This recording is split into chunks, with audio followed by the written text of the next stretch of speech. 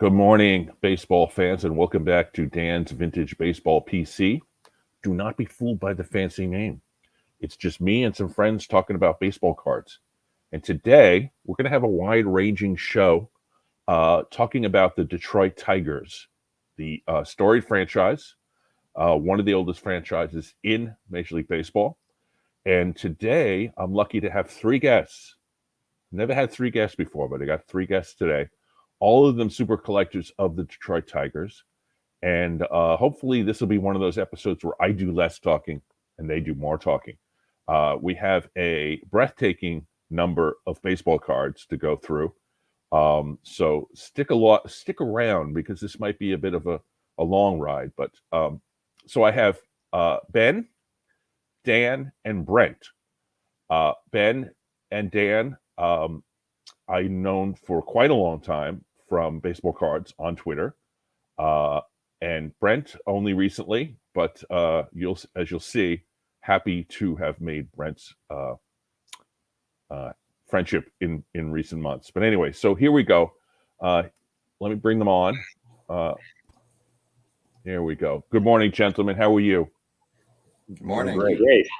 Thanks, Dan. All right, let me start. Let me go in alphabetical order. Ben, tell me about your sports history, collecting history, and history with the Tigers in particular. Yeah, I grew up in Metro Detroit. I think probably that's common to all three of us, I would think. Southwest suburbs. Got my first pack of baseball cards during a summer vacation road trip in 1978. Got a book from the Alfred Noble Library in Livonia on baseball history, and it just pulled me in. I started collecting after that. There was Plymouth, Michigan had one of the largest, if not the largest card show in the country for a long time. And I was a regular there every year and would blow my life savings, whatever that was for a 8 to 10-year-old kid, and get all the autographs I could at that point. But built up a long collection there. Sports history, I played everything, baseball, played football through college. And then obviously life got in the way and I wasn't going to make the NFL or the major leagues. So, damn it. Yeah. Collecting, collected a bit of everything, but mostly vintage. I would trade anything new for something old. Really wanted to have one of every Hall of Famer, and that's carried over recently. Had a big part of my collection stole right around 2003, 2004 from my parents' house. And just before COVID, got back into it in a full tilt, trying to rebuild the collection and find some of those bucket list cards from my childhood. So is it mostly Tigers, or do you collect all kinds of cards? I collect quite a bit of things. Hockey, I think some people know me from the hockey thread that I run on Sundays. We do vintage hockey. A big fan of Gordie Howe and the Red Wings and the Leafs because those were the two teams we saw on TV. Gordie. But mostly Tigers. Yeah, I focus primarily on Tigers and then trying to find one of every Hall of Famer. So that's my kind of macro collecting goal. The Wagner is going to be tough, but that's at least the target. Yeah, Wagner is somebody I've decided I'm probably not going to get.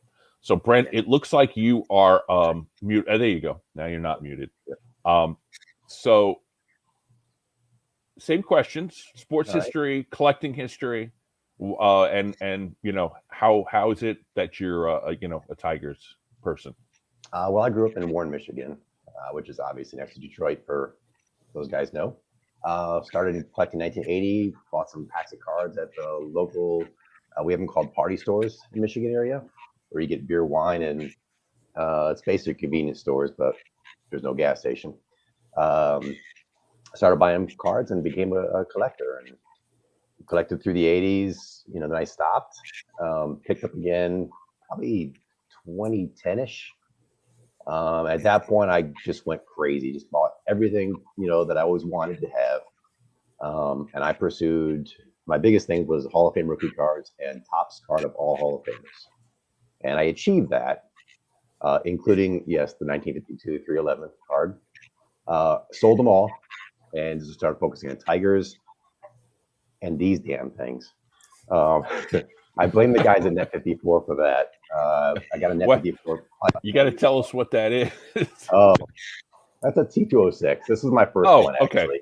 Oh, yeah. All right. I actually didn't recognize that T206. This is my first one.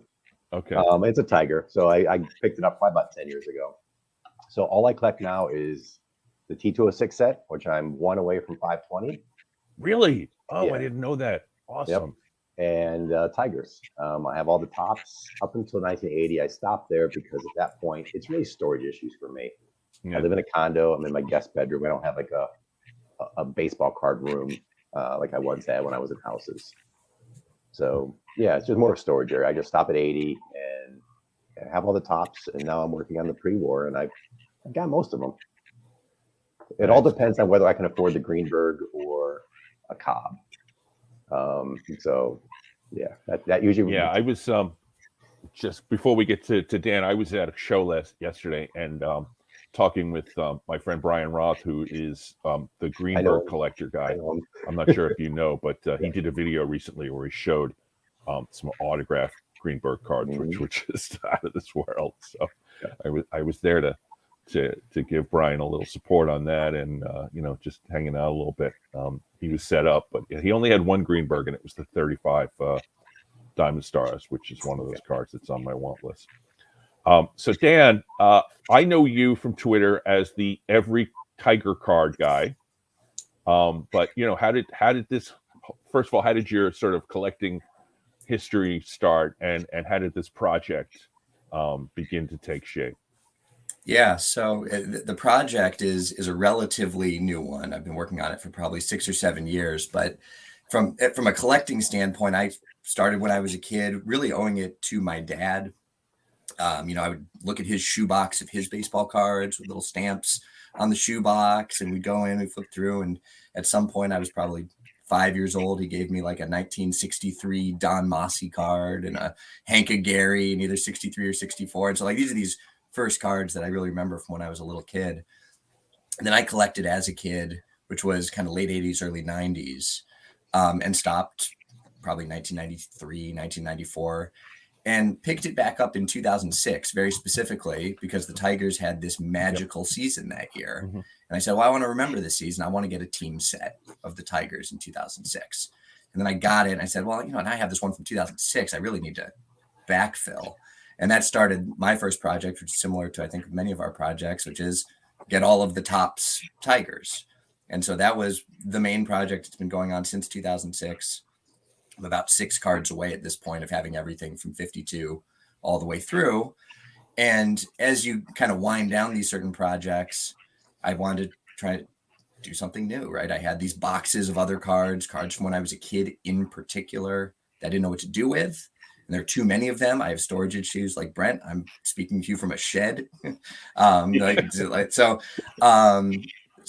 the Every Tiger project was really a way to do a couple things. One, have that continuum of Tigers players that I could collect while minimizing the amount of space that it takes, because I only have one card of every single Tiger. And also as a budgetary thing, right? I look at these pre-war sets. I started to get into them and said, oh, T206, that's the first one. Let's take a look. Well, there are 4 Cobbs in T206. And I knew right then, there's no way that I'm going to be able to do this, but I might be able to get one. And if I can get one Cobb and I can get one Crawford and one Greenberg, and I can start to fill in everyone else. So that was really the origin of the Every Tiger set, is to use what I already had and build a collection around that, and then find a budget and space-friendly way to get that full breadth of Tigers history, which is really ultimately what I was interested in. Well, I have to say, as a collector who doesn't tend to be as disciplined as I should be, I do admire the discipline of being able to say it's about storage, space, budget, those kinds of things, because that's obviously something that we all come up against. And as a person who lives in an apartment in New York City, I can definitely sympathize with storage issues.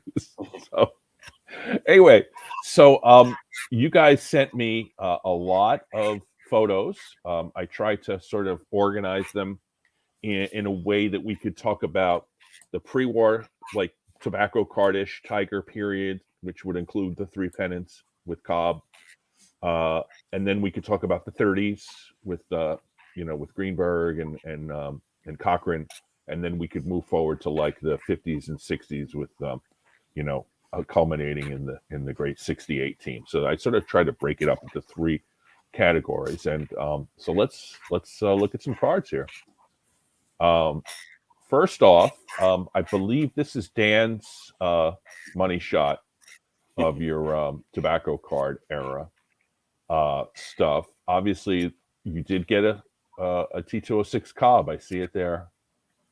First row, second card. That was a big deal pickup 3 years ago, and really kind of got me moving. Well, you know, once I got that, it really freed me up to then play with other things, and that sits on my shelf, and that's the big deal card for me for sure from this era. And I see over top row, second from the right, a Ramley. Yeah, that's actually a TTT Turkish back as well, which is but it's a Ramley. I didn't, you know, you get into these tobacco cards, and one thing I've really enjoyed is trying to learn about all of these different sets that I did not know about at all. And in some ways there's like a crazy way to collect and then a crazier way to collect. And I think I've picked the crazier way, which is, you know, not only are we trying to get one of each Tiger, but I also want to get as many of these sets as possible because I think they're really, really cool. And so, yeah, the T204, getting that in there. Everything in that third row is different flavors of caramel cards. Yep. So so there's E90, E90-1 are the first two, and then E93, 95, 96, 97, 98. And then when you go down to the bottom row, I think you're down to 102. And yeah, Brunner's Crawford on the bottom right. Another big deal card for me from a few years ago. Right. Yeah. And yeah, so it's just so interesting. I think as Tigers collectors, we're really lucky that the Tigers were so good in this era, right when tobacco and caramel cards really took off. So you have so much variety. So there are some faces in here that I recognize, but there's also quite a few that I don't. So tell us if you can about any of these particular players, and either of you guys, all of you guys can join in here. Any of these particular players that you think have been sort of a noteworthy story. Yeah, I mean, so like the top left card is Bill Coughlin, which most people don't know about at all, but he was essentially the captain of these early Tigers teams heading into, the 1907 team even. He doesn't make it into any of the tobacco or caramel sets. And so when you're trying to put together who was on all of these teams, you miss some of them because they just didn't get picked up in the sets. And so having a lot of these postcard issues, which is those first 5 cards, they helped to fill in the gaps because those were all issued because the Tigers were these kind of repeated pennant winners over and over again. So he's a player who's actually pretty notable, I would say, from his era that gets totally missed by kind of the normal card era that starts around 1909. You got the Schaefer in the middle of the second row too. That's that's kind of the clown prince of the team, right? He was famous for stealing first base a couple of times. That was his goal. They'd have a man on first and third, and they'd try and pull the double steal and entice the catcher to throw it to second as he was trying to steal. He made it to second, no problem, and then he went back and stole first to try it again, just to try and get him to pick him off so they could steal home again. Who says you can't steal first? Liberty Schaefer too after World War I. He was really worried about the implications of that. Yeah. Interesting. Bit of a character, though. And then I see there is a Sporting Life there, right? Bottom row, third from the right. Yeah, there's 2. One of them is Ralph Works, who was on the 1909 team. And the next one in is Hub Pernall. A lot of these guys, pitched like 4 games, right? Okay. And I end up relishing these really obscure players as part of the collection because it's like, why did they ever make a card in 1911 of some guy who pitched 4 games? But they did, so I get to get it. The guy in the top right is a great example of that too. And this is an extremely obscure set, which is called the 1909 Cabañas set. It was released in Cuba. Mm-hmm. And the Tigers, after they won their 3rd pennant in a row, went down to Cuba. Mm-hmm. And they performed an exhibition against 2 Cuban teams. And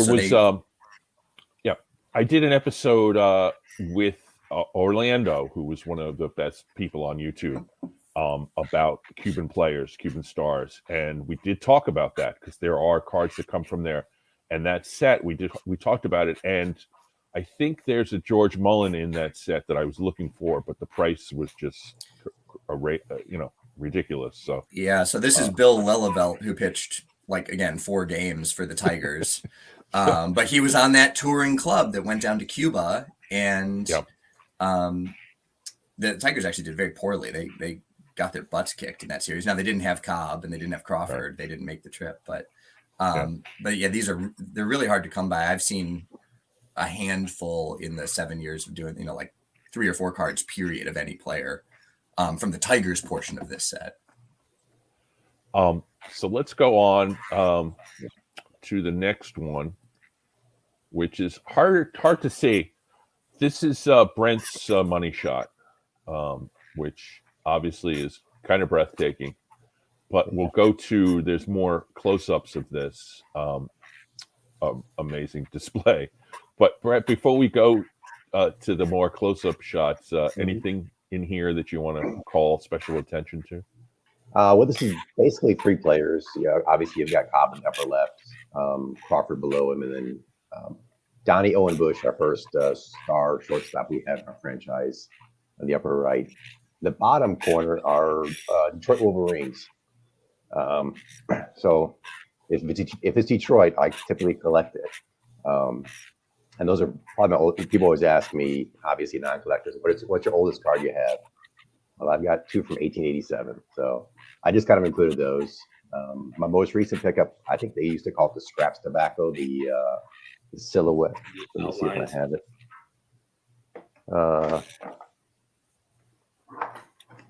Yeah. Have you seen the poster they had at the DIA of that 1887 team with the schedule? I think it's still available online, but it's a pretty spectacular poster.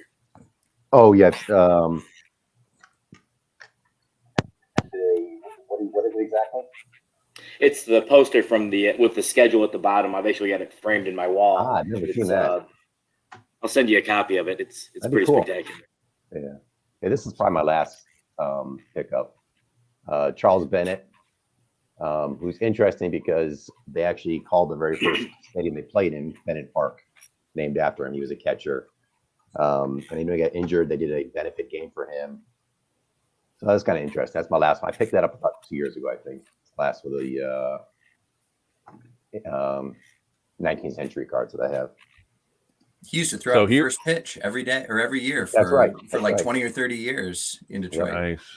Injury, I feel like so underplays. He had his legs cut off by a train, which is the early 1900s. Watch out. Yeah. So here he is in all his glory. Yeah. The great Ty Cobb. So question to all of you. You're all Detroit guys and assume that you have read the histories of Cobb, which some people in modern era have come to realize that the way he is portrayed in history is a little bit harsh and probably in many ways not true. Where do you guys? Brent, this is your Cobb run here, which is quite. Well, I live in Georgia, and I've actually been to the Cobb Museum up in Royston. Where do you fall on the Cobb spectrum of total awful person or way incredibly unfairly portrayed? I would probably on the side of he's more of a POS, but he did a lot of benefit work as far as starting a hospital, and he definitely helped people out. But I would think anybody raised in Georgia in the early 1900s, it would be hard not to be a certain way. So I have to just basically, especially living here now in 2024, I've lived in Georgia for the past 25 years. It wouldn't surprise me, the story they tell that is being factual. I do believe he did a lot of good. He created a hospital. He donated a lot of money. He did do a lot of good. I believe, based on his upbringing, he did the best he could. He had a very, very tough life growing up. And also, I think it was part of being a superstar. a lot of superstars, they're treated differently, and they probably get a little, different perspective on life than us common people. Dan, At least that's what do you my think? take. Yeah, no, I mean, I tend to agree with Brent. I mean, generally, even just disposition wise, I don't think there's any dispute that Cobb was like a mean son of a bitch, right? He just was. I say that not from reading it. Like my grandpa used to tell me stories. He would go down Maven Field and he would watch Tigers play, and he would watch Cobb sharpen his spikes in his dugout. Like he would tell me these stories so that he could spike a guy sliding into third, and he would run into the stands and get into fist fights with the fans, right? I mean, these are like things that actually happen. So, right. He was super competitive. He was obviously unbelievably skilled. And he was probably a jerk. It sure seems like he was. And that's okay. Some people are jerks and still very He's good our baseball jerk, though, players. right? He's our jerk. Sure. Yeah. And probably a Ben, little- where are you on the Cobb spectrum, so to speak? I'm probably a little softer on the scale. I would agree with, obviously the remarks about him having a temper. He clearly was prone to, I guess, violence, but was it common for the era? I mean, you hear that about a number of people. He just happened to be the most famous one, right? Like Babe Ruth had certainly tussled with some folks in his day, but he has this kind of genial image tied to him. I think he came from a line of abolitionists. I think the slander about him being kind of an overt racist is probably overdone. Charles Learson wrote that book, A Terrible Beauty, and there was a lot of good sourcing, a lot of, I think a lot of fair reads there. And, Al Stump in the 60s clearly slandered the guy in a horrible way.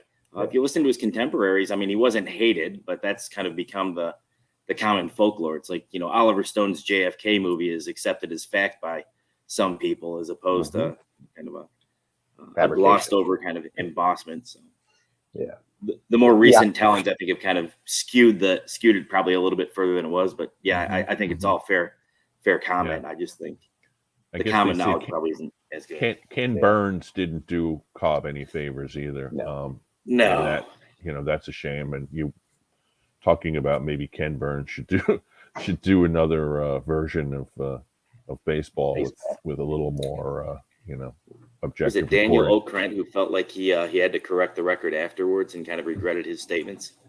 Yeah, he made some sort of correction. Yep. So, Brent, we have Brent. I'm sorry.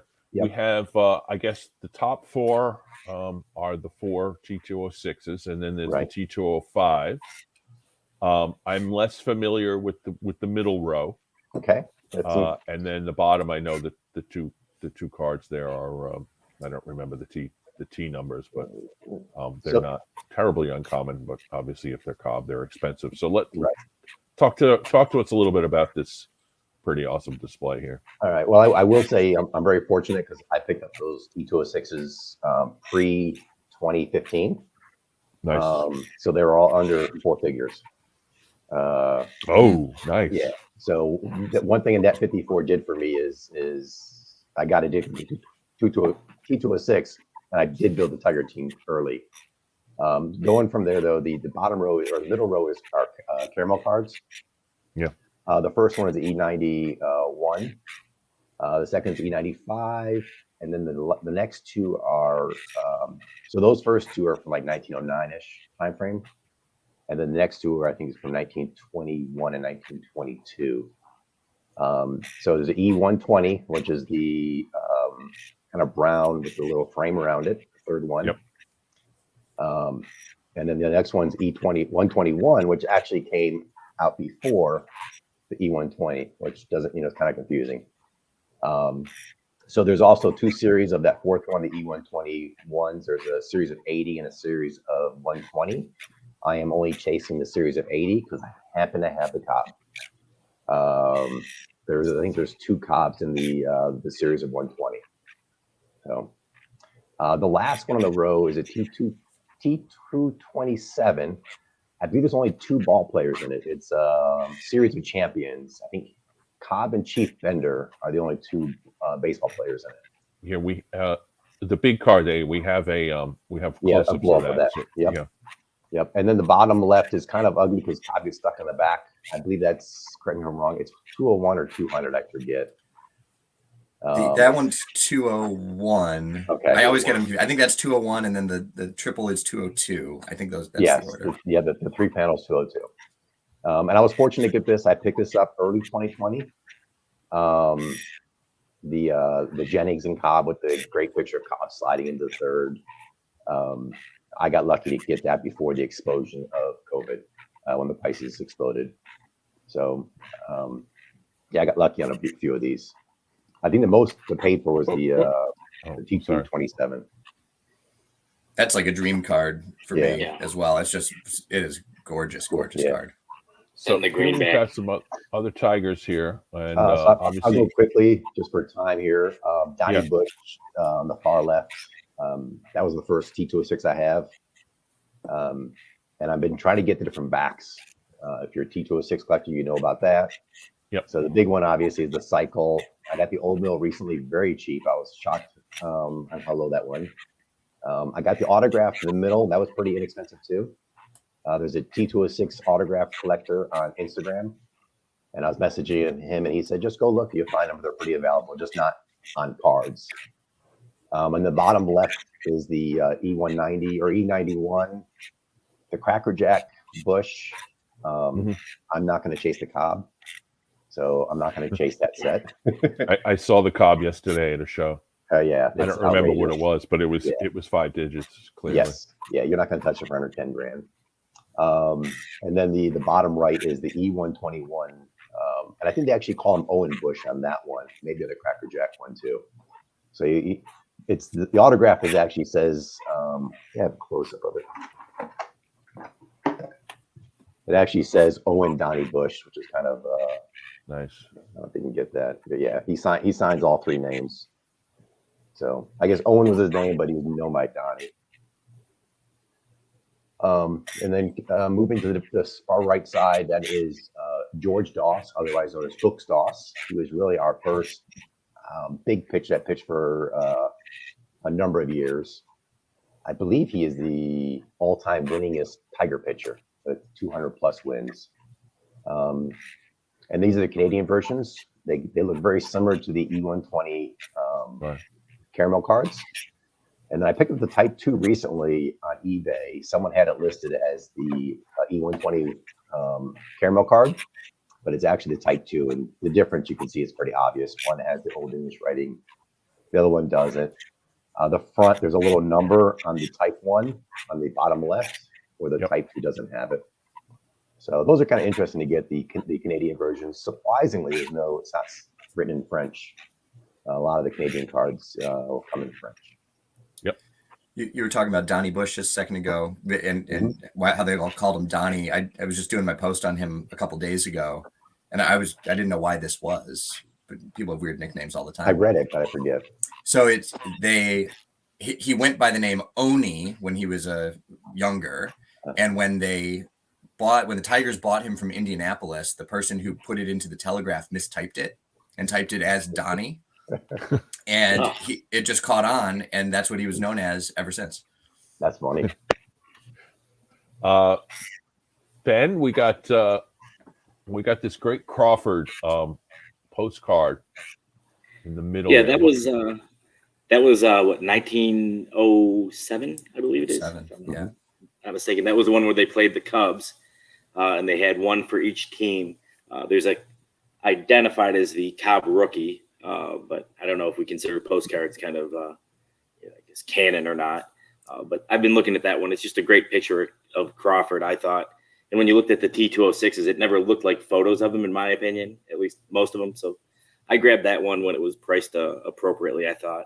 Donovan was one of the first T206 Tigers that I got that I lost in the theft of 03, and it was the first one that I replaced. There we've got Schaefer that we already talked about in the upper right. And then you've got, was it Mullen in the lower corner? Is that Mullen? Or is that Standage? No, it's Mullen. You've got Mullen. Yeah, so Mullen's pitcher with a bat. Why is Mullen with a bat? The first pitcher. He's got the first Tiger no-hitter. That's kind of his claim to fame. Yeah, I'll talk about Mullen a little bit later because I got a nice card of his. But he's an interesting character. Also, I know he went south with them to Cuba, as we talked about before. But he also nearly won 30 games for one of the pennant winning teams. So here we got another great Tiger outfielder that doesn't get enough love.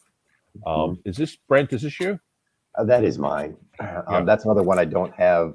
I'm not going to chase that set. I picked that up probably about, I would say, 8 years ago.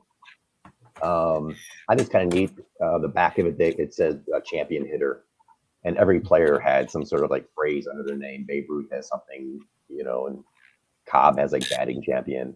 But Harry Hillman, to me, is probably, I consider the most underrated Tiger because people do not remember him. I agree. They think of, Cobb, K-Line, and then Crawford sometimes will get the press before him. But he's in a long line of right fielders. It was Crawford, Hillman, and then K-Line. But his numbers to me surpass probably the other two guys, K-Line and Crawford. K-Line has the career totals, but he was a 400 hitter in the 20s. Yeah. So he was a big part of the Tigers. He was the kind of the star once Cobb faded away. And the grade on this is a 3. I know I have at least one New York Caramel still, and I've had a few over the years, and I don't think I've ever had anything that wasn't a 1. And this one looks pretty good for a 3, I think. Yeah, centered well. No, I agree. Yeah.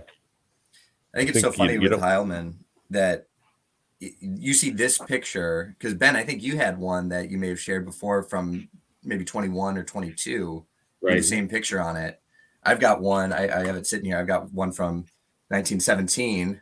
Same picture. And in some ways, I think his reputation as this like all-time great is diminished by the fact he doesn't have that many cards. No. And so when you have folks like us that are coming around kind of reminiscing, it's like, oh, there's this one Harry Heilman. That's it. He's got that one where he's kind of holding the bat like this. He does. The other one I've really seen. Down low. Yeah, right. Way low.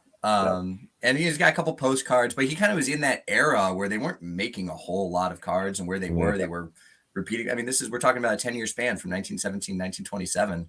That picture was used on like 4 or 5 of those cards. Yep. Yeah, that's a pretty common scenario in cards generally, is that you get, especially in that era, the same picture used over and over again. All right, so here, this one, we talked a little bit about before, Minor 1912 Miners Extra. I'm not familiar with this, but this is a absolutely amazing card. Not only just the picture, the color, and then you got like a nice back with a good bit of a narrative here. So tell us, how'd you get this one, Brent? The funny thing is that there was actually a little poster I picked up years ago. It wasn't very big. It was probably, maybe a foot by a foot and a half of that exact picture. And I used to have it on my wall at my house like 15 years ago. And I always thought it was a really cool picture. And it ended up, I think I got it from Sterling, Lee Barron, Sterling Auctions. If you don't use him, he's amazing. Right. Just a really good guy. Yep. I picked up his auctions. I went a little. I paid more for that cob than any other cob I have, and I don't know what it sells for. It's probably my favorite one, so I don't have any desire to sell it anytime soon or get rid of it. But it's the Miners Extra is, I think, it's a little more rare version. I think there's other tobacco companies that are on the back. I don't know them all, but I just thought that was a really cool card. It's wrinkled pretty heavily. That's why the 1.5 grade is on it. Yeah. But it's still, crisp. There's no paper loss really, and it's, moderately centered. I don't think wrinkles really even are important here, nor the number grade. I think just getting an authentic in a slab to keep it safe, and just getting this piece of. I mean, this is a card that represents why we collect baseball cards. Yep. It has that beautiful sunset in the background, that background to use the Donovan that Ben mentioned earlier. That's always been my favorite Tiger T206. I just like it has a sunset in the background. It's a beautiful card. All right, so here we go. I don't have much because I'm a New Yorker, but I recognize greatness, and these are some of the greats, and we're transitioned from the tobacco to the 30s by using this. My top, the left is where is it? This is the E91 Sam Crawford, which to me is just a striking card because of the colors.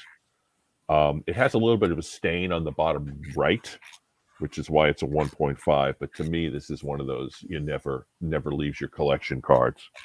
My Cobb is a little beat up.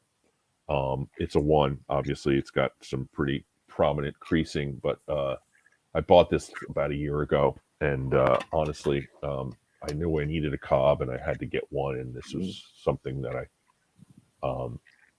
don't know, Ben, if you were involved in this. I think you were, actually.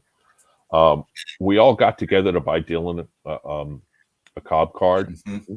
Yep. And that was kind of what spurred me on here, because I remember the numbers that were being thrown around. And I didn't realize you could get Cobb for under a certain number. That was kind of my threshold for any card. But as soon as I saw that, I said, oh, I can do this. I can get one. And so that's what that is. Mullen, we talked about earlier. This is the T205 in a 4, which I got graded, I'd say, about 2 months ago. Not even, maybe a month ago. And I just love this picture. He looks like a pretty awesome dude. And I know, I went back and looked at his history, and he won over 200 games and won 29 games. And I think it was 09. The third World Series they lost in a row. They lost 3 in a row. And we haven't talked about this crazy guy yet. McIntyre. Matty McIntyre, who it said what was on the team and established as an outfielder when Cobb came to the Tigers. And it said that he was tortured Cobb. He treated Cobb, like a rookie. And my thinking is that maybe Cobb's assholery, so to speak, was in many respects a reaction to the fact that he was brutalized by Matty McIntyre. So give McIntyre his due for being an all-time dick, but with the greatest hair of all time on any tobacco. I need that. So, I'll wait. If you want to sell that one, Dan, I need that one. Sorry. You talked about Sterling before, the Sterling auctions, which I do every time he puts one up, and I've dealt with him personally because of a card that got sent to the wrong place and back and forth, and he's a wonderful guy. But I should also mention Scott Brockelman from Texas, who only does like 2 or 3 a year, and his last one, I got this card and at an obscenely low price. So I was motivated by a couple of YouTubers that have become incredibly good friends on YouTube, and also incredibly encouraging from my relatively new channel. And they had shown this card, and I ended up with it just by luck. So that's that. Yeah, I feel like you're rubbing salt in the wound there. These cards are so hard to find. They come up like once a year, maybe. They're so. Brent and I have texted in the past about cards that we know about. It's like, hey man, this is hosted over here. I wanted to let you know about it, just because they never pop up. Yeah, you're lucky, Dan. If I was in that auction, you wouldn't have that. Well, Scott is such a good guy, and I've dealt with him before because he does this thing where if something doesn't sell at the end, he negotiates. So I exchanged a bunch of messages with him a few years ago on that, and such a good guy. And his auctions are so under the radar, and maybe I'm blowing, because I got another card in that auction at an obscenely low price, an E90 set B card of what's his name? I got Tigers in my head, so I can't remember. It's a guy from the Giants who won the 1906 MVP. But for those guys to have more customers, to me, is not, it's selfish of me to say they should be less customers so I can get better deals. That's kind of a dick thing to say. I'm thinking Scott should have more customers because he's such a good guy and he has such a great eye. So that's where I'm coming from on that. Yeah. So this gives us an opportunity to transition into the 1930s, because I don't have many Tigers cards, but I feel like I pretty much nailed the 30s, because there's Mickey Cochran, who came to the Tigers in 34, won the pennant as the player manager, and then won the World Series, the first World Series in Tigers history in 1935. And is, of course, known as a great Philadelphia A, but also a great in the Tigers realm also. And then, of course, we'll talk about Greenberg, because you guys have plenty of good Greenberg stuff. I got the 39, 40, and 41 play balls, which I've talked about on this channel before. Not particularly high grade. I'm looking to upgrade those, but certainly nice to have them in the collection at the outset. This is Dan, right? Yeah. Here's my little 30s. This is really the 35 team composite, not totally filled out yet. And again, one of these things, you try to get one of each one, and you also want to get all these different sets. There are a bunch of early sets. In fact, my favorite card is the Gehringer on the top. Yes. I just love the 1933 DeLong set. I think it is gorgeous. It was one of the first ones that I got from the 30s and immediately put it on display because I think it's just a beautiful card. But it's also the only Tiger in that whole set. So if you... Is that right? Okay. Yep. It's a small set anyway, but even so there's only one Tiger in the set. And if you start to look through these different sets, you go, all right, well, if I wanted to get something from all of the sets, what would that mean? So the next card in is from the George C. Miller set, also 1933, very, scarce cards to come by. Well, there are only two Tigers in that set. One's Gehringer and the other's Ray Hayworth. So if I already have Gehringer in DeLong, then I, have Hayworth. That's my option here. You start to get this domino effect of trying to piece these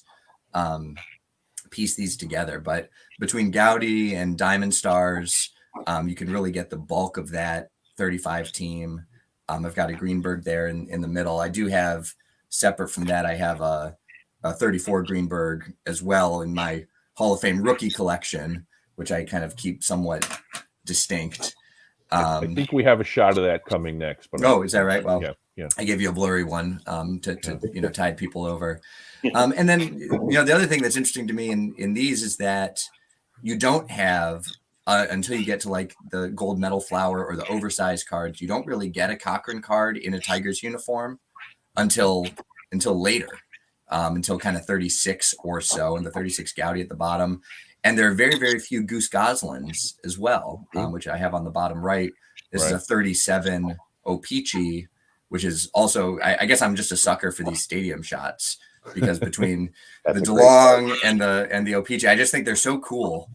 But it's hard to find a Tigers Goslin card, and he was so important to that 1935 team. But you're not going to find a card of him until really 36, when you get maybe a batter up high number. Yeah. Who's the pitcher in? Are those batter? Is that a batter up card? In the middle row. That's Firpo Marbury, who's the pitcher in the middle there, and that's in a batter up. And he was an outstanding pitcher, and in a lot of ways, kind of created this high leverage reliever type of role that was not really utilized until much, much later in baseball. But he was an outstanding pitcher that was kind of integral to a bunch of these teams. In the bottom left, I'm not familiar with that card. Yeah, so this is that's a card of Chief Hogsett. He has about 2 or 3 cards that exist. This set is known now as the 1934 Annis Furs set, and this was actually they're more postcard size. Annis Furs, Newton Annis Furs, was a company that sold fur coats and fur hats in Detroit, and so this for a long time was considered the 1934 Detroit Tigers team issue set. They were issued in little packs of 10, celebrating the 1934 pennant winners. And it was believed that they were released at the stadium. Right. But it was promoted by this Annis Furs company. And you can get pretty much the whole 1934 team from this team issue, including a number of players who have basically no other cards. Frank Doljak and Carl Fisher, and again, these really obscure guys. Chief Hogsett's one of them, and you need to go to this set to find them, and they're really hard to find. I was going to ask you, how hard are they to find? There are a few floating out there on eBay. I've had a watch on Joel Jack and Fisher in particular for a couple of years, but they're asking more than I want to pay. Yeah. But I've probably seen 3 meaningful offerings of these cards in, again, probably the last 6 or 7 years. Wow. And the little guy to the right of that? That's Hugh Shelley. The only place you are going to find him is in the 1935 George Burke's photo stamp set. Cool. That's cool. That's awesome. I'm not laughing at anything except the fact that like the total obscurity is hilarious to me. Yep. And I obviously have never heard of either of these last 2 sets we've talked about. So Yep, totally. that's one of the great things about doing that big dig you got going on with all the Tigers, because you can come up with stuff like that. It just, everybody knows Gowdy and, Worldwide Gum and Diamond Stars and even DeLong to a certain extent. But those two, I mean, that's just fantastic. So let's move on to this is the shot. It has the 34 Greenberg in there. Yep. Yeah. This is the shelf that I've been designated in my house, or the bookcase. This is the one I get. So I've got. This is actually about all the graded cards that I own. Everything else I keep in binders primarily. But the Tigers Hall of Famers is kind of a blend of the Hall of Fame rookie collection and the Every Tiger collection on that top shelf. And then I have some other Hall of Famers in the shelf below. Baseballs. There is actually, you can't see it in this photo, but the baseball that is in the middle on the bottom row is actually a Hank Greenberg signed baseball that I got from my grandpa, who he was a Jewish kid born in Detroit in 1917. He went to the same synagogue that Hank Greenberg went to. Like, he was there when Hank Greenberg walked in on Yom Kippur when he wasn't playing that day, and everyone in the pews was looking around like, is this like God himself walking in? This guy's like 6'3", 215 pounds, but he was just a gigantic Hank Greenberg fan his whole life. I mean, just a formative figure. And he died about 10 years ago at this point. But when he turned 90, the Tigers themselves sent him a care package. Happy birthday, George, 90th birthday. He had been a season ticket holder forever. He had been going to games literally since the 19-teens, lived in Detroit his whole life. So they sent him a care package that included a number of different signed Hank Greenberg things, because they knew he was such a big fan. He was actually interviewed. He's in the movie Life and Times of Hank Greenberg, which is a fabulous movie if you can find it. Oh, that's terrific. It's out of this world. And he's interviewed in our season ticket seats, talking about his experience watching Hank growing up, in particular, watching people scream anti-Semitic slurs in Tiger Stadium at Hank Greenberg, because that's how it was in those days. But he was just a huge fan. And so when he died, I did get the ball, and later on picked up the couple of Hank Greenberg cards that I have. And I have kind of like a nascent little low grade Greenberg collection that sits over on the side that I add to when I can as well. But he's just such an important figure to my family and to Tigers history and to baseball history. I feel like got to talk about him. Well, Greenberg, I put this on Twitter, and I probably should show it on the channel at some point. Around the corner from my first apartment in New York City is the plaque of the building where Greenberg was born. And cool. I know I have put it on Twitter because my wife and I had a dinner right around the corner from our old apartment. And so he's a New Yorker first. Yep. And he's also an amazing historical figure and amazing baseball player whose sacrifice to the United States is the only reason why he doesn't have the numbers that maybe Ted Williams or whomever might have. So you're preaching to the choir, so to speak, when you talk about Greenberg on this channel. So could have broken 62 if they pitched to him. Yep. I'm sorry? Could have broken 60 home runs in a season if they pitched to him. Yeah, exactly. And or some guy wouldn't take him, break his ankle on second base or whatever. Whatever happened with that. which is another Yeah. controversial thing. Yeah, broke his wrist 1934 on, or I'm sorry, 1936 at first base. Yep. Here's another great Tiger who we haven't discussed yet. So we moved out of the 30s, I guess, and now we're in the sort of 50s and 60s. George Kell, of course. I know, Ben, you had mentioned to me that you had some George Kell stories, so I'm happy that you showed us a nice little collection of his cards, including the 52 tops. My last episode last week was on the 52 tops, and he did not show a George Kell, so I'm happy we have one here. Yeah, missing the leaf. He was the TV announcer for years as I was growing up. I can still hear his voice in my head. You know. Good afternoon, everyone. You know. Yep. Yeah, it's nice. Some people have voices in their heads. I guess having George Kell in your head is a good one. Mine is Phil Rizzuto. Good. All right. So, anything about Kell? Anything you want to tell us about Kell other than the voices in your head, Ben? Oh, I don't know. I mean, he was obviously an underappreciated hitter. He nudged out Ted Williams in his prime in 1949 for the batting title.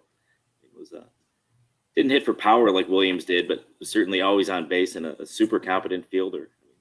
I don't think people recognize how great he was for an abbreviated career that was also kind of interrupted by war. Mm-hmm. Yep. And then they traded him to the Red Sox.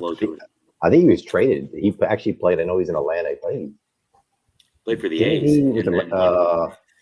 No, I'm thinking Ernie Harwell. Never mind. Yeah, Kell was in Philly when he started his career in the maybe 43-ish. Yep. And then obviously the Tigers traded him to Boston.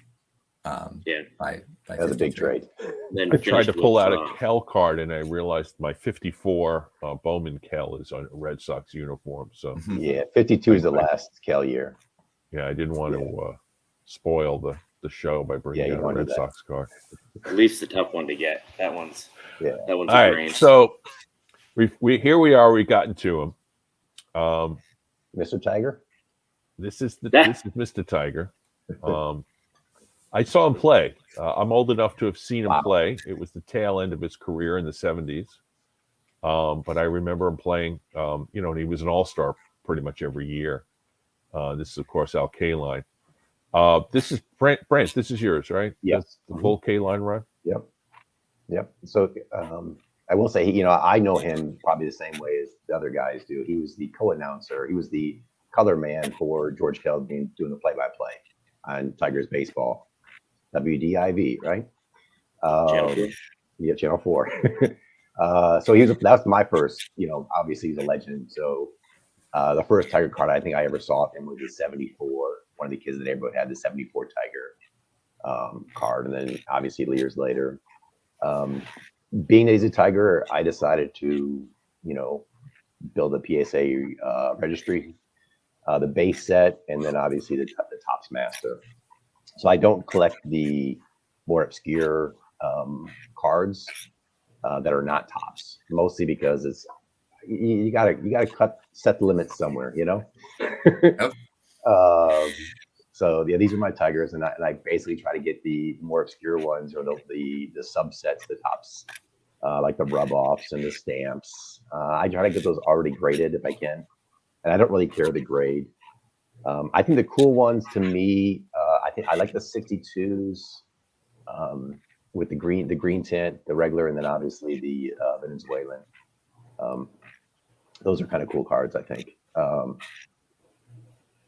And these guys, I'm sure I have some comments on Kaline. Obviously, we've probably all met him at some point at autograph shows, or I lived in Florida when I was a kid, going to spring training games, so I would meet him, see him there, not at Lakeland, but in Sarasota with the White Sox. Yeah, I met him in 81, 82. He was signing, I think it was at the Troy Hilton. Mm-hmm. And the guy that was in front of us had some stolen merchandise. Evidently, somebody had broken into either his daughter's house or a family member's house and had taken one of his gold gloves and was presenting it to go, hey, wow, I need you to sign this. Again, at a pawn shop or however one would get that. And it was the only time I'd ever seen any kind of animation out of Al. He stands up and grabs the guy and Guy's shaking like the security comes in, shakes him out. So there's a picture my dad took of me. And I'm going, there's Al Kaline signing my card after things had kind of settled down. Shook up 10-year-old. Don't chill. I have seen that picture. I think you have posted that picture on Twitter. Funny. It's amazing. So K-Line is 56. I guess you got the gray back and the white back. Gray and the white back. Yeah. And then there's 58, which is, I guess, what, the white lettering The and the yellow lettering? lettering? Yeah, K-Line, which I think is kind of cool. He pretty much always ended up in the first series of tops. There are no high number K-Lines. 70 is a high number. 70 and 72 technically, yeah. And those are actually the only 2 9s I have of the base series. Wow, you have that's a 9 of the 72. Wow. Yeah, and the 70. So 56, he's on the gray and the white, and then 58 with the yellow letter and white letter, and then there's the green 1062s. Are there Venezuelas in there? Yeah, I've got the 60, 62, 64, 67. Right. And what's the other 68? Yeah. Is that OPG? Well, that's another Venezuelan. Yeah. That's okay. Yeah. It's every 2 years, I think. The 67, I think people have come out and said that that's not actually a licensed Topps card, but PSA and everybody basically accepts it as. And then there's the 73. I don't know if you know this, but there was just the Band-Aid on the head thing. We know. Ben and I have texted before. Every time we see it come up on eBay, I can't believe how much this card goes for. I and know. I have no interest in chasing it. I'm not gonna, spend that much money on a 73 K-Line. And I see some coins in there. He was in I guess the that's 64, the 70, and the 71. So that's actually the 56 button, I think. Oh yeah, I have a 56 button of Al Rosen over here. Yeah, it's the 56 button, which kind of cool. It's the same picture on his rookie card. Well, actually, the same picture 54 through 56, and then the other 2 are the 64s. I don't have the 71 yet. These, like I said, most of these I try to find already graded. Rare occasion, if I do find I think the 65 embossed, I never found one, so finally I just sent one in. But most of I try to get those already graded. And I was lucky to get the 64 sluggers with 2 those bums in New York, along with Cash and K-Line. I picked that up, in the before 2020, so I was fortunate. That card. Yeah, that's a great Mike card. Mintle. Was it Mike Mintle? Was that the other Yeah, guy? yeah. Mintle. Fred Maris. Was it Fred Maris? Yeah, I can't remember his name. I think Cash, she's carrying a corked bat in that picture. So no, he got rid of that after 61. Right off the table. So There we go. I love Lolich as a player. Me too. Of course, he's famous for being kind of a portly man, but also winning 3 games in the 1968 World Series, including Game 7. Yep. And I obviously am old enough to have seen him pitch. In fact, I remember him pitching in the Mets uniform for one season when we inexplicably traded Rusty Staub for the twilight years of Mickey Lolich. So is this the complete run? For the Topps, for Tigers. I mean, if it's not a Tiger uniform, I don't really care about it. That's my right. Yeah, I mean, there's no Padres or Mets in here. Yeah, understandable. My first card I ever saw, I collected 1980, and we knew a Lolich, but he's in the Padres uniform. Which I find an interesting thing about him is, so he's in the 77 set on the Mets. He's not in the 78 set because he sat out a year. So he was trying to become a free agent so he could go back to Detroit. And the GM at the time, Jim Campbell, wanted no part of that because he was anti-free agent, the whole thing. So he lost a year of actual pitching because he was trying to come back to Detroit, and it didn't work out. And he played with the Mets or the Padres last 2 years. And did pretty good, I think, as a basic bullpen guy. So I didn't know that. Yeah, the sitting out to come back to Detroit. Yep. So I picked up the Lolich in the bottom left autograph 71. I got that from Clean Sweep, and then I don't have a picture. I sent a picture of it. It's actually a PSA. I have the 69 card, dual sign with freehand and Lolich. That's probably one of my favorite cards. Oh, that's we have that. I have a picture of it. be Yeah, coming up next. yeah, but I don't have it in my possession right now. It's in California, getting entombed. Oh, Yeah. okay. Yeah, So the 1970 Mickey Lolich, which we'll see a shortly, high number.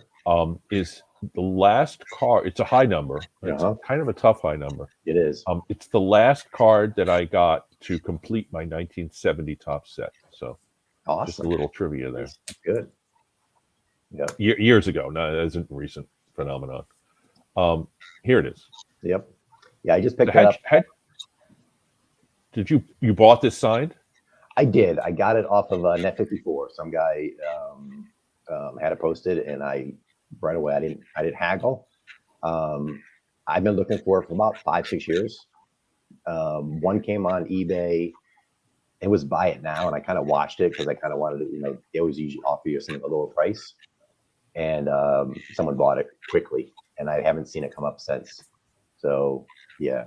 Well, I know Lolich signs pretty well. Freehand, of course, had been sick for quite a number of years. Yeah, and he passed away a couple years back. He passed away last year, was it, or this year? I think several years back. 23 or 22. Yeah. Yeah, 22. But he had been, I guess he wasn't available to sign for at least like the last 5 years or so. Yep.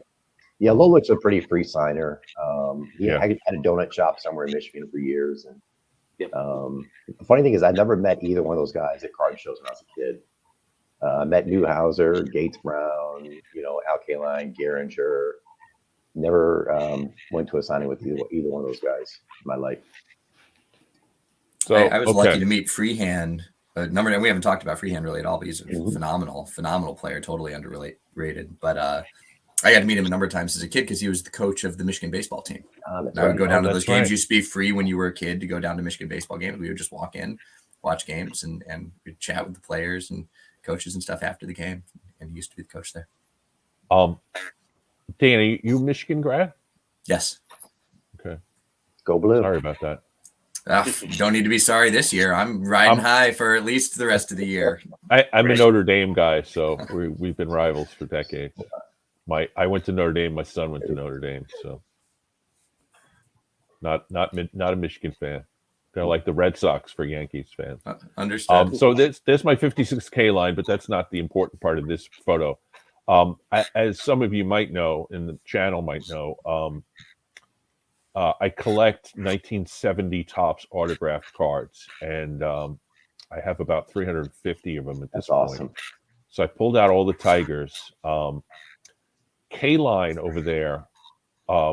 Sadly, that autographed card was a TTM, came in the mail, and about 2 days later, it was reported that Mr. K-line had passed. So this is one of the last cards that he ever signed, and which is, I'm not proud of that. I just find it to be kind of, sad in a way, because a great man passed, and I was lucky to get a card.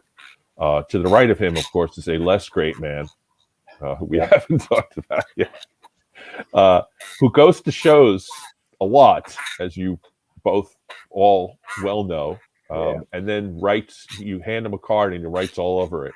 Yeah. He likes to let it be known, as if we didn't already know, that he won 30 games and he won 2 Cy Youngs and all that other stuff. Yeah. And of course, won a ring with the '68 Tigers. Although I don't know, did he win a game in the World Series?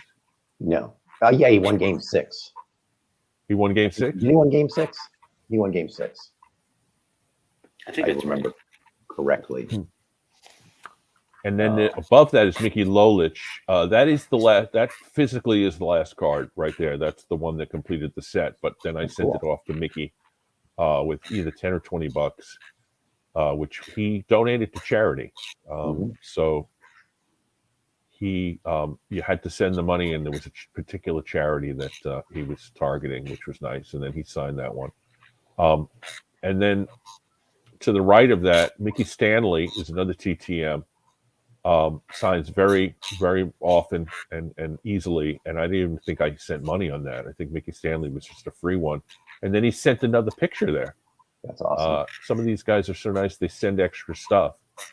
So I have a whole folder filled with stuff that comes with these So there's a nice Mickey Stanley photograph. Go to the far left, of course, on the bottom is the great Gates Brown, 68 Tiger champion and one of the best pinch hitters of all time. Can I share? He has a great quote. Can I share his quote? Gates Brown had a quote. He's as cool as an ice cube, but twice as cool. I'm sorry, as square as an ice cube, but twice as cool. That was kind of neat. Sorry. And then the great Willie Horton. That was a private signing that took place in Detroit, and I sent it out, and they got that. My friend Brent, my other friend Brent, sent the John Hiller one to me recently. Of course, John Hiller, not only a 68 Tiger champion, but his 1973 season with the Tigers is noted as perhaps the greatest season ever by a relief pitcher in advanced stats. He led the league in saves. He also won 13 games, and I think his ERA was under 2. And of course, that was 2 years after he had a heart attack, which is a kind of odd thing for a man who at the time was like 28 or something. Do you guys know anything about that? I do. I mean, I just know the story. I don't know anything more than that. He had a heart attack, and he just sat out a year. Yeah. And yesterday, I went to the not the Hofstra show. I went to the White Plains card show, 400 tables. There's a dealer there named Phil, who has one of the best autograph card selections in the country. And from him, I was able to purchase both Dick McAuliffe and Jim Northrup, awesome, 2 1968 Tigers champions. Jim Northrup, of course, being best known for his Game 7 double, which could have been caught, but Kurt Flood slipped on the wet outfield grass. And they beat Gibson in Game 7 as a result of that hit and some other hits, but that was the key one. Yep. I guess there had been a rain out the day before or something, and the outfield grass was soaked. And the story is that Kurt Flood lost his, and you can see on the video he slips, and that was Northrup who hit that. So let's get to this. Is the final slide. It's not a champion in terms of winning the World Series, and in fact pitched only 3 years for the Tigers, 1 full season. Yeah, what a season! Ben, you want to talk a little? This is your card. You want to talk a little bit about this gentleman? I mean, Fidrich was my first favorite Tiger. I think he was probably most people from that era, at least my generation, the one that kind of resonated with us. I got to see him. Well, I think it was 77 when he'd had a fairly good season that second year and followed it up. And then from there, it was kind of hoping that he would recover from injury. The rest, but the rest of the time. But then that core came up in 77, and you're able to kind of migrate to other favorite players. I think I went from Steve Kemp to Lou Whitaker shortly thereafter. But Fidrich was a phenomenon for 2 years. I mean, on national news, which was almost unheard of at that point. And, certainly locally, I don't think there was a day went by where somebody wasn't talking about him on the news or in the newspaper. I don't know. Yeah, he should have got the Cy Young, I think, that year. I think Palmer got it because the great 20 wins that people put so much weight on. Yeah, I think it was the big Yankees game, right? I thought that Mark Fidrich, the Bird, whose magical 1976 season was a great memory for me. So I thought that might be a good way for us to end this show. We're a little bit over an hour at this point, but we could go on for hours longer. Ben, great to finally see you in person. We've exchanged messages and tweets and all kinds of things over the years. So wonderful to have you on. Dan, same thing. Thank you.